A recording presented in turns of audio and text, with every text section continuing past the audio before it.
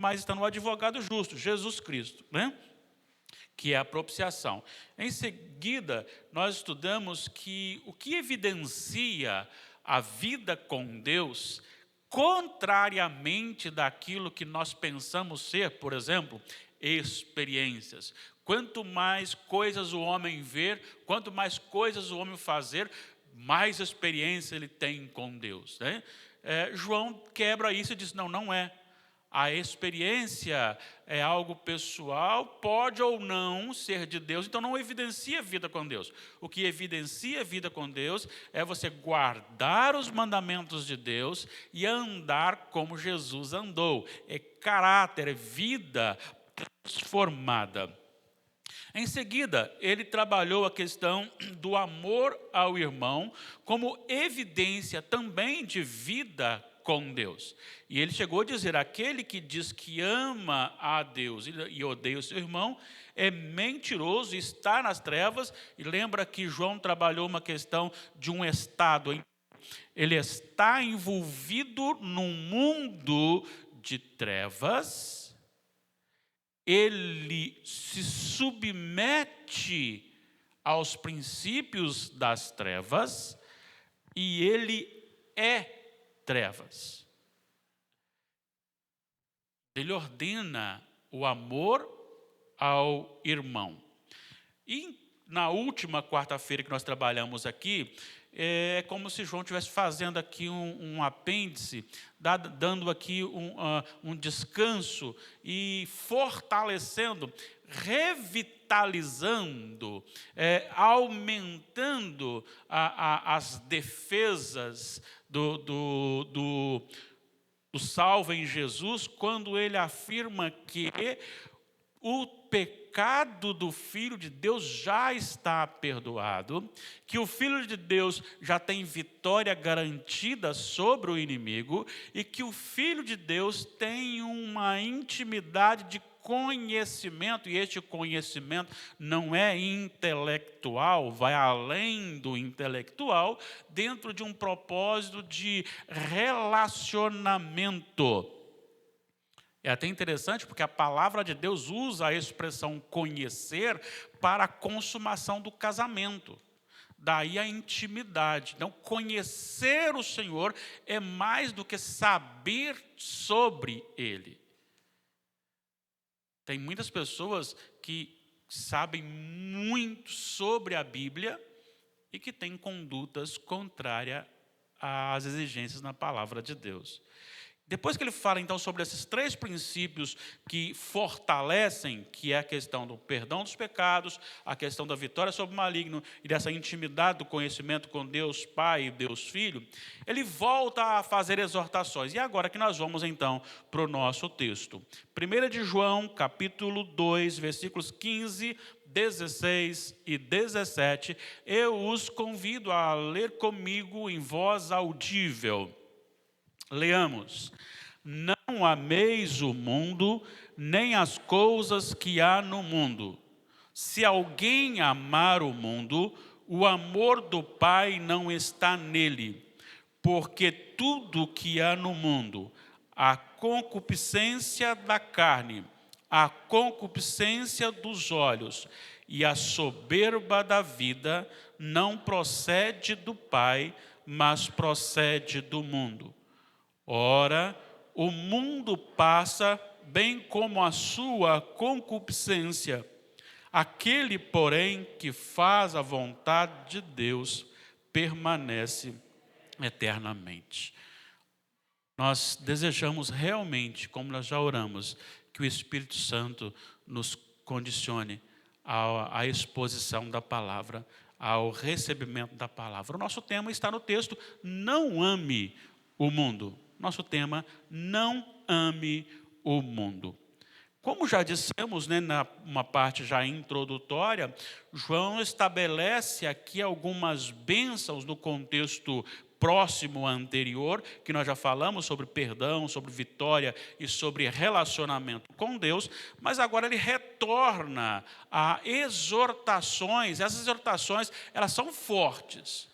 Sabe, não, embora sejam passadas de uma maneira bastante suave, meiga, mas elas são muito fortes. E ele trabalha agora uma identificação de que há algo incompatível com aqueles que afirmam amar a Deus e também amam o mundo. E ele faz isso com algumas afirmações importantes que eu quero destacar aqui com vocês. E a primeira lição que eu tiro aqui, que João trabalha uma ordem negativa. Não amem o mundo. Em primeiro lugar, precisamos definir o que é mundo dentro dessa visão que João estabelece. Mundo aqui, primeiro, não é o mundo físico, no sentido de montanhas, vales, árvores, outras plantações, rios. Não é este mundo. Também o mundo aqui não é o isolamento da sociedade, ou seja, a sociedade, então eu vou me isolar indo para um monastério, não posso me relacionar com as pessoas, no sentido de estar no meio delas. Não, também não é isso. Não é o simples fato de fazer coisas tais como eu não bebo, eu não fumo, eu não jogo. Você já ouviu, com certeza, a frase, só falta ser crente. Olha, não bebe, não fuma, não joga. É só vir para a igreja. É só vir para a igreja. E a gente pensa que não beber, não fumar e não jogar é evidência de uma vida com Deus, de não amar o mundo. Na verdade, o que significa então este mundo? Mundo aqui significa a organização, a mente, os desejos e práticas da humanidade que ignora a Deus. Um estilo de vida de pessoas que não pensam em Deus, não querem Deus e por isso suas mentes são rebeldes a Deus. Isso é muito sério, pelo fato de que não existe não convertido que seja amigo do Evangelho. Fulano não é crente, mas ele é um amigo do Evangelho. Ele pode ser amigo da igreja visível, mas amigo do Evangelho ele não é. O que é mundo? É justamente rebelar-se contra.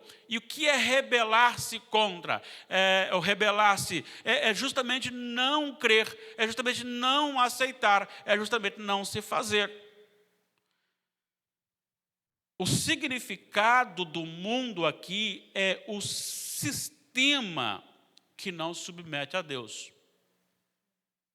E aí envolve pessoas. Olha, é tão grave a questão desse sistema que Paulo, escrevendo aos Romanos, no capítulo 1, no versículo 32, eu vou voltar no 28, só para você ter noção do que está tratando. Ele diz assim, versículo 28, Romanos 1, 28, mas o que eu quero frisar é o 32. E por haverem desprezado o conhecimento de Deus, o próprio Deus entregou uma disposição mental reprovável para praticarem coisas inconvenientes, cheios de toda injustiça, malícia, avareza e maldade, possuídos de inveja, homicídio, contenda, dolo e malignidade, sendo difamadores, caluniadores, aborrecidos de Deus, insolentes, soberbos, presunçosos, inventores de males, desobedientes aos pais, insensatos, pérfidos, sem afeição natural e sem misericórdia. Agora chega o versículo que nós queremos. Ora, conhecendo eles a sentença de Deus de que são passíveis de morte, os que tais coisas praticam, não somente as fazem, mas também aprovam os que assim procedem. É o coração adulterado, é o coração maculado, é a natureza deste coração que envolve a questão do ser deste mundo. Como que encontramos essa explicação? E aí vai jogar por terra, desculpe, mas vai jogar por terra a que você cria até hoje. Vai jogar por terra que você cria até hoje. Quando você pensa aqui, quando João diz, não ameis o mundo. Aí eu pergunto, você ama o mundo? Você olha, de forma alguma. Eu não bebo, não fumo, não jogo. De forma alguma. Eu compro e pago, eu não sou devedor. Não, eu não adultero. Eu não. Só que, olha aqui o que ele vai dizer. Ele diz, não ameis o mundo. Ele não está dizendo aqui, não adulterarás, não matarás, não fornicarás, não dirás falso testemunho. Ele não está dizendo isso. Ele está dizendo, não ameis o mundo. Agora, olha o versículo 16. Porque tudo que há no mundo, a concupiscência da carne. O que é concupiscência? É um desejo desordenado. É algo que está acima do meu controle. E envolve, então, a natureza carnal, que resulta em atos, mas ela está aqui na carne, na natureza.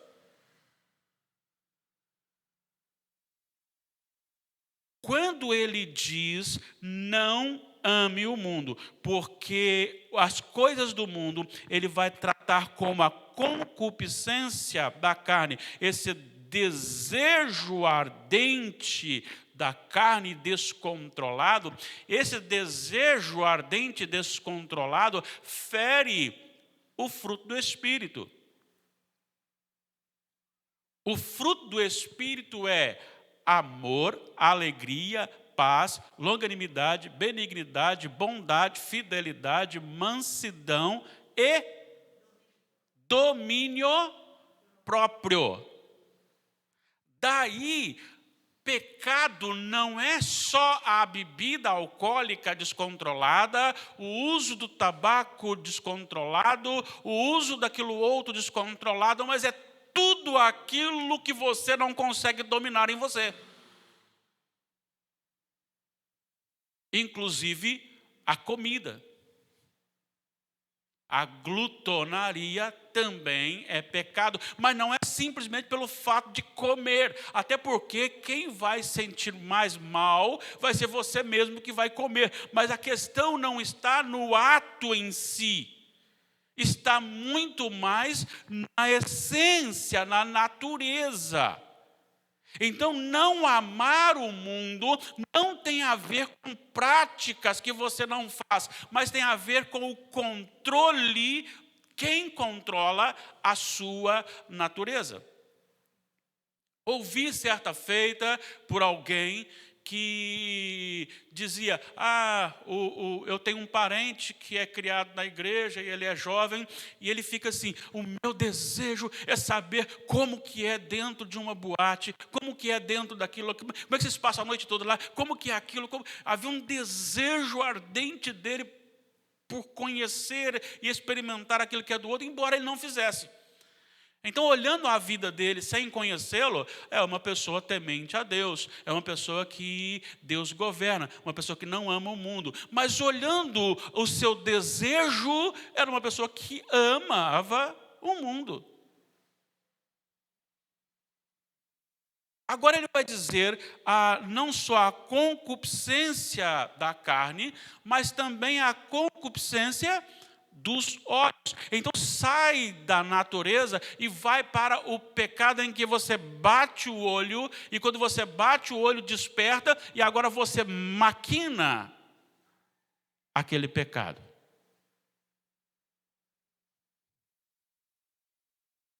Sabemos de histórias de pessoas cristãs que foram vistas na rua andando, e ele estava sendo visto, mas ele não via que alguém que eu conhecia estava vendo, e do outro lado da rua, e passou então uma mulher mal vestida, e ele então começou a olhar para ela, foi olhando para ela e bateu na placa. Isso dá muito com o celular, né? Será que se ele visse alguém que estivesse do lado dele, ou soubesse que alguém que o conhecesse estava olhando, ele faria isso? Não, ele não faria isso. Mas ele esconderia do outro, no entanto, estava no seu pensamento. Ele viu. E ele viu, ele buscou trabalhar, e aquilo domina a sua mente, aquilo domina o seu coração. Olha o que Paulo diz aos Filipenses 4:8. Vamos lá? Filipenses 4:8. Finalmente, irmãos, tudo o que é verdadeiro, tudo o que é respeitável, tudo o que é justo, tudo o que é puro, tudo o que é amável, tudo o que é de boa fama, se alguma virtude há, se algum louvor existe, seja isso que ocupe o vosso pensamento. Mas ele não para por aqui. É a concupiscência da carne, da natureza, dos olhos, do intelecto, então que você vê e deseja, mas também ele fala sobre uma outra concupiscência ou soberba da vida, que é a ostentação. É aquele momento de você se vestir bem para que o outro veja que a minha roupa é de marca. Nós teremos um encontro, tem um casamento sábado agora, tem que mandar fazer uma roupa. Mas tem um outro casamento no sábado seguinte, tem que mandar fazer uma outra roupa. Tem um casamento no outro sábado, tem que fazer uma outra roupa, porque ninguém pode me ver com a roupa repetida.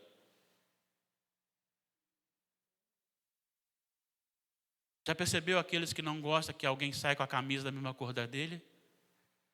Se eu soubesse, eu não tinha vindo com essa camisa. É ostentação. É querer ser superior.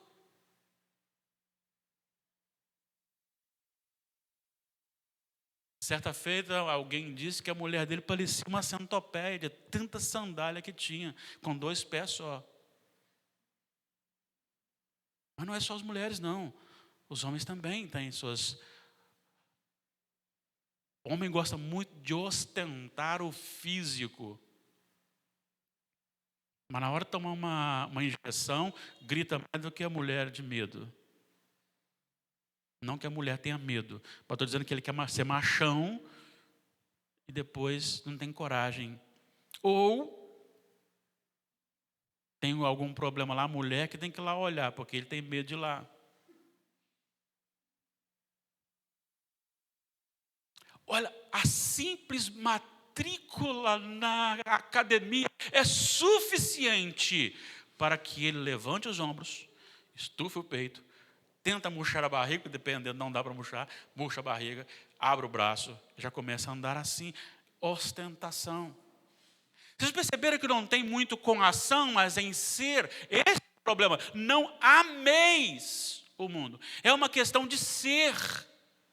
Por isso ele nos chama a atenção. É uma cobiça descontrolada. E nós precisamos trabalhar isso em nossa vida. Não ameis. Não ameis.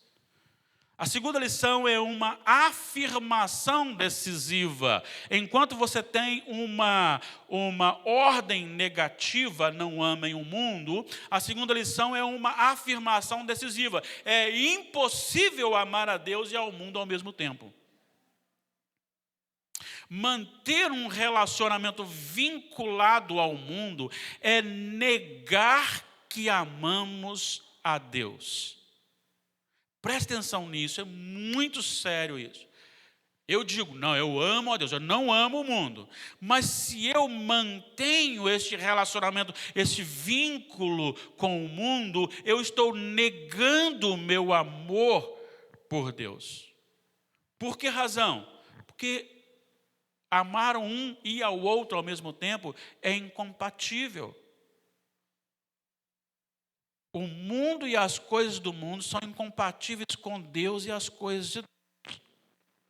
Olha o que ele disse: se alguém amar o mundo, o amor do Pai não está nele. Vamos lembrar que eu não posso olhar lá para fora, não, eu tenho que olhar para dentro. Porque às vezes eu não estou fazendo, mas o meu coração está amando o mundo. Agora preste atenção à incompatibilidade entre os dois. Segue comigo aqui. O mundo: não leve desaforo para casa. Deus: bem-aventurados os mansos. O mundo: não se rebaixe para ninguém. Deus: prefiram dar honra uns aos outros mais do que a si mesmos. O mundo: pague com a mesma moeda. Deus: se te ferirem numa face, ofereça a outra. Se teu inimigo tiver fome, dá-lhe de comer. O mundo: ame a você mesmo e busque a sua felicidade a qualquer preço.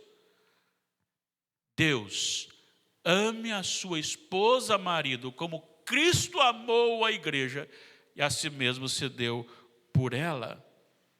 O amor, então, de um tem que eliminar o amor do outro. Não dá para você amar o mundo e Deus ao mesmo tempo.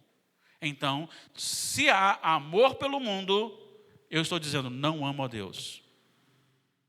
Mas há uma outra afirmação, que o amor pelo mundo, amar o mundo, é confessar que não sou nascido de novo, que não há vida em mim. As paixões da carne, a cobiça dos olhos e a ostentação dos bens não provém do Pai, mas provém do mundo.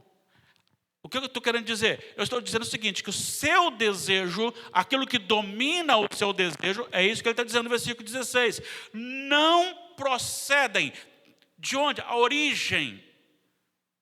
Aquilo que você deixa dominar a sua vontade, dominar o seu coração. De onde? Qual a origem dessa força dominadora? Se eu faço e vivo dentro da concupiscência, eu usei aqui até, na minha anotação aqui, a NVI, né, que ela tem as paixões da carne, a cobiça dos olhos e a ostentação dos bens. Se isso está dominando, isso tem como origem o mundo. Então o mundo está dominando o meu coração, consequentemente eu amo o mundo. E se eu amo o mundo, eu não amo a Deus. Ele diz, não procedem de Deus, não procedem do Pai. As coisas que dominam o meu coração procedem de onde? E isto agora me leva a uma preocupação muito séria daquela afirmação de que eu não preciso estar na igreja, no templo. Eu não preciso estar lá para ser crente. É claro que o estar no meio não significa que é. Mas o que domina o meu coração? Como eu consigo ficar em paz em casa, tão próximo ao templo, para um estudo bíblico, para cantar louvores a Deus, para aprender sobre Deus, para orar a Deus, para ter intimidade com Deus? Como eu prefiro ficar em casa? E se você olhar, possivelmente, nós não estamos com um número exagerado de pessoas participando pela transmissão. Isso significa que muitos dos nossos preferiram ficar fora de tudo. Da presencial, alguns não podem, mas a maioria do presencial e da transmissão. Hoje Damares quase já veio, amanhã ela vem. Ela já colocou o pé no chão, hoje, graças a Deus, já tirou a bota e agora já está pronta. Amanhã, se Deus quiser, ela virá para o culto.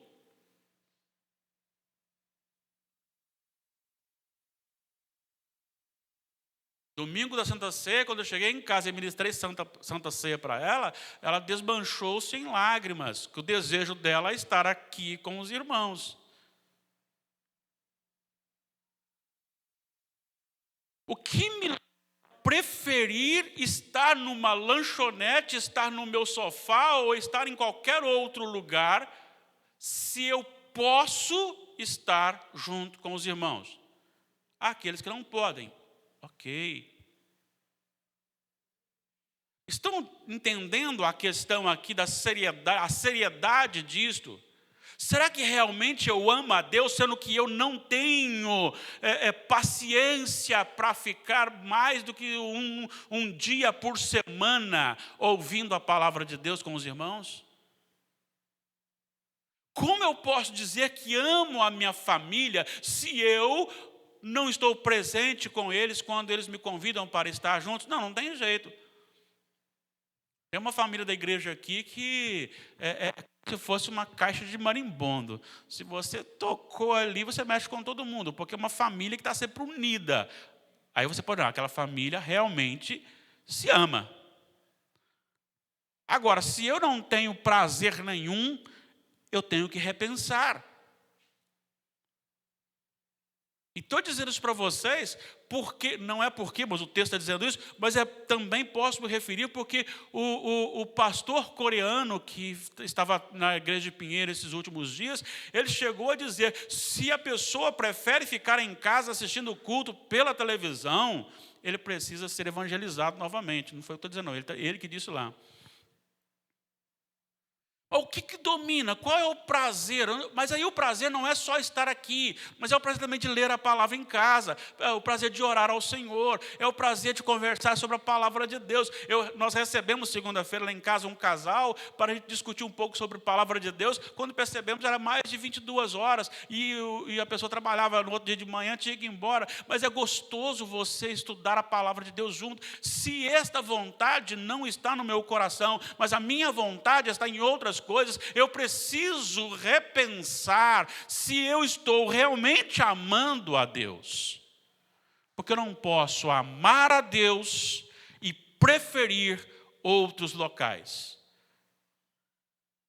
outras companhias. Não tem jeito.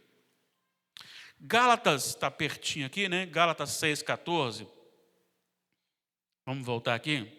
Gálatas 6,14. Ainda sobre essa incompatibilidade entre Deus e o mundo, né?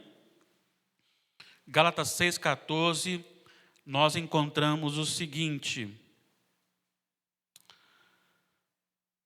Eu estou em Efésios, já chego em Gálatas. Gálatas 6,14. Mas longe esteja de mim gloriar-me, senão na cruz de nosso Senhor Jesus Cristo, pela qual o mundo foi crucificado para mim e eu para o mundo. Todo momento que reacender, ainda que seja uma pequena fagulha, apenas uma fagulha, melhor dizendo, de desejo pelas coisas do mundo, eu preciso parar, preciso voltar para o Senhor, porque se eu estou no Senhor, o mundo foi crucificado para mim e eu fui crucificado para o mundo. Não há relacionamento entre nós e o mundo que perdure. Primeiro, não amem o mundo. Segundo, se você ama o mundo, você não ama a Deus. Terceiro, nós temos uma conclusão convincente. O mundo é temporal, Deus é eterno. Firmar a vida no mundo temporal é tolice. Firmar a vida no mundo temporal é tolice. Olha só o que ele diz no versículo 17. Ora, o mundo passa bem como a sua concupiscência. Aquele que faz a vontade de Deus, permanece eternamente. Preste atenção nisso aqui, porque isso é muito importante. Muito embora haja uma forte batalha travada com o envelhecimento, não adianta, você vai ficar velho, vai ter rugas, mesmo que você corte o seu rosto e vai cortando as peles, mas o resto do corpo vai estar enrugado, não tem jeito, e a velhice chega com a pele esticada ou não, ela chega. Já disse um sábio, para você não envelhecer, você tem que morrer. E já disse um outro sábio a uma repórter, qual é o segredo para viver 100 anos ou mais de 100 anos? Ele é só não morrer. Muito sábio. É a resposta mais sábia que tem. Como eu faço para viver só não morrer antes? Né? Mas o envelhecimento, ele vem, a ruga vem, não adianta, a juventude com todo o seu vigor passa. A beleza com todo o seu esplendor passa. Não adianta, gente. Às vezes eu vejo foto, não conheci minhas tias pessoalmente, né? Vejo foto, a minha mãe mostra fotos das minhas tias, tias dela, melhor dizendo, idosa, né? Mas de repente ela mostrou uma foto daquelas mesmas pessoas idosas, ainda novas, que mulheres bonitas que eram lindas, bem tratadas, naquele período, bem tratadas, bem vestidas. E não estou falando chique, não. Eu estou falando vestidos, saias compridas, mais longas, não sensuais, que tornava a mulher mais feminina. Não vou falar feminilizar, não. Tornava a mulher mais feminina. A imagem transmitia uma doçura feminina. E você tem a foto da juventude linda, de idosa não tão linda. Porque a beleza passa, até os cabelos ficam brancos. A riqueza obtida, que tanto impressiona o homem, se perde na morte. Ainda que caixão tivesse gaveta, você acha que a viúva deixaria colocar o dinheiro ali para ser enterrado? De jeito nenhum.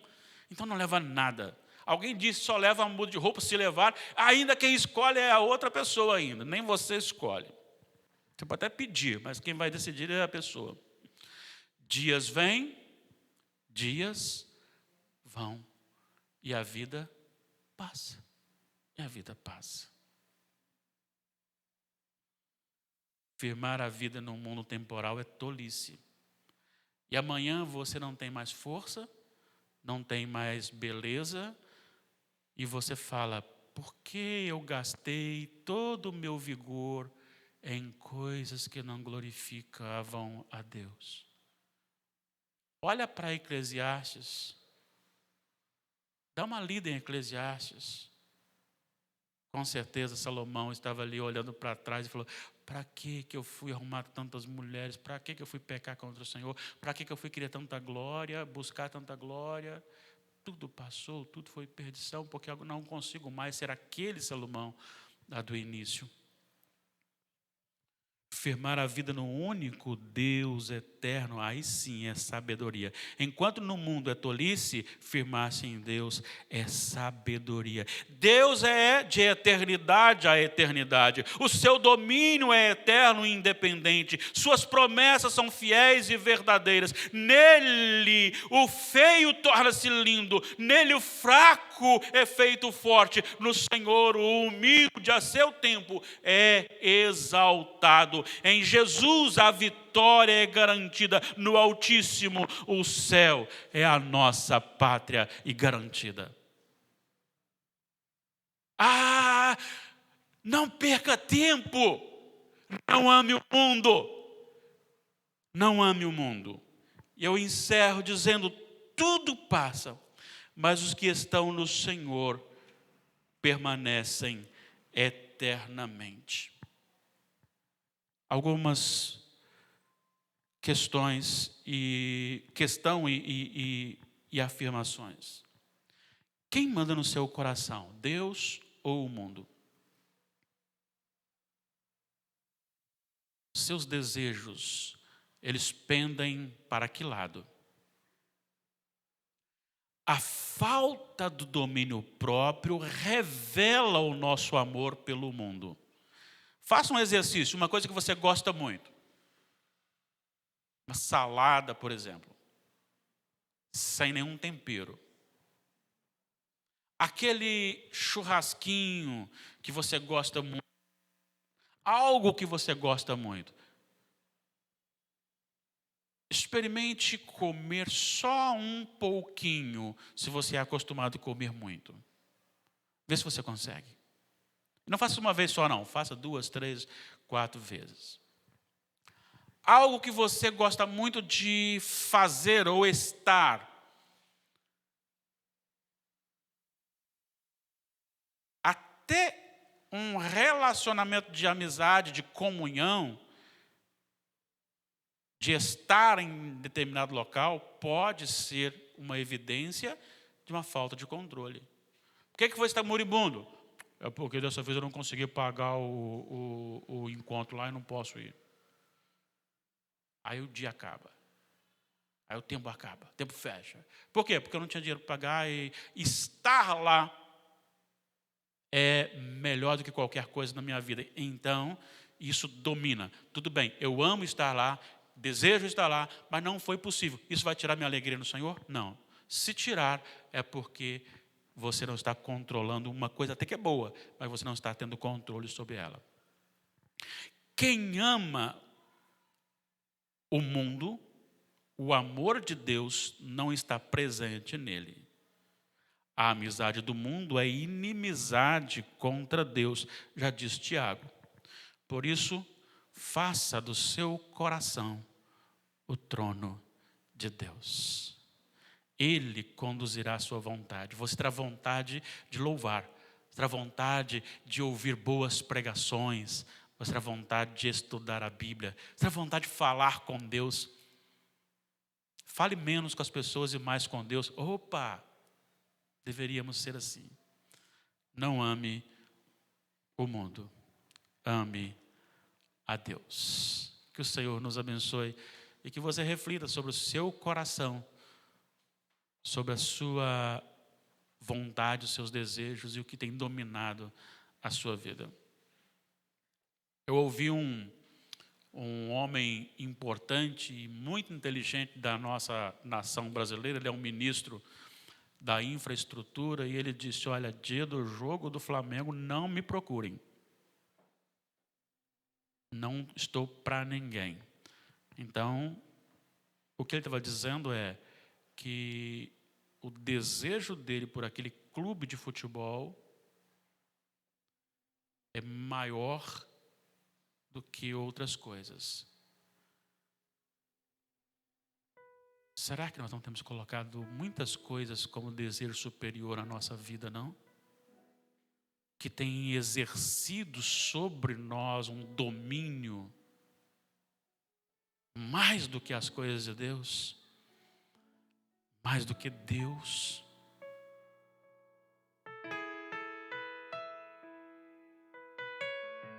O culto ao corpo que vivemos com muita intensidade hoje, a sensualidade mostrada justamente para ser visualizada e aplaudida, será que isso não toma conta da nossa vida? O que nós comemos, será que tem uma comida que fale mais alto que o próprio Deus? Será por que nós jejuamos tão pouco? Eu não consigo ficar sem comida. Vocês sabem que eu gosto de café, mas eu não posso ficar o dia todo sem café. Se eu ficar sem café, eu fico nervoso, eu fico estressado, eu tenho que ter café, café e café. Tem alguma coisa errada.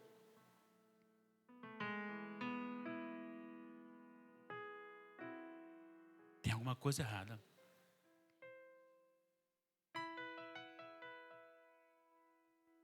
Analise a sua vida. Será que nós não temos amado o mundo? Porque depois do estudo de hoje, você vê que João não está falando para aquele que faz as coisas lá no mundo. Ele está falando para aquele que às vezes tem o mundo no seu coração, dominando o seu coração.